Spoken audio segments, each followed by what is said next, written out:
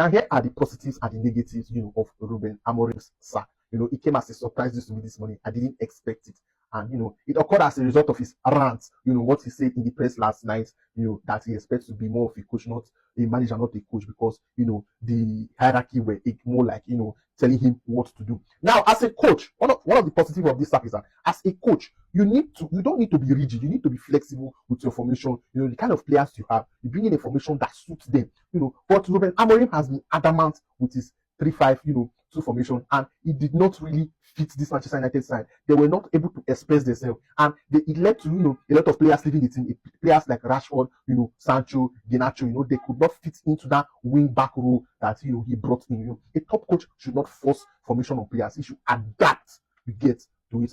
That is one of the positive I see in this. Another positive of this sack is that all those players, that left Manchester United, or the players that they have now that have not really been able to express themselves very well with this is 3 in the back, wing back formation. They'll be able to play better now. This Manchester United squad has potential. They have top players, that can really perform well. So now any coach that will be coming in, probably a mediocre coach, probably a top coach, will be able to bring in a formation that will fit in this squad. That formation of Ruben Amorim was too rigid. And the negative of this sack is that, it's more like, an endless circle.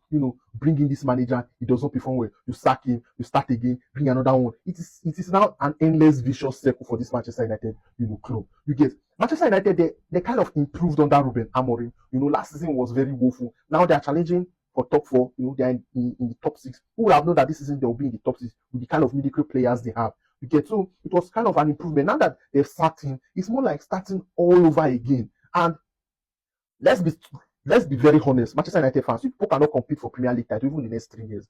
It's kind of a building process. Look at what Arteta is doing at Arsenal. So Ruben Amorim should have been given time. The Manchester United hierarchy should have allowed him, have a free hand. He wanted to bring in players that suit his formation, but they were telling him that they could not. They wanted to buy their own. At some point they were being linked to Sergio Ramos.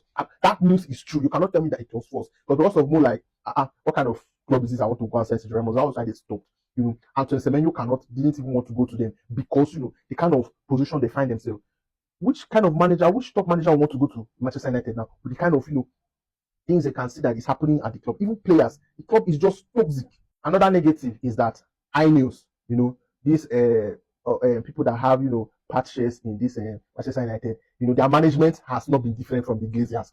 It has been up and down. You had Eric Ten Hag, you gave him a new contract. You get, before the next 3 months, you sacked him. You signed Ruben Amorim. You gave him a contract. You said you backed him that you were going to stay with him for 2-3 years. Now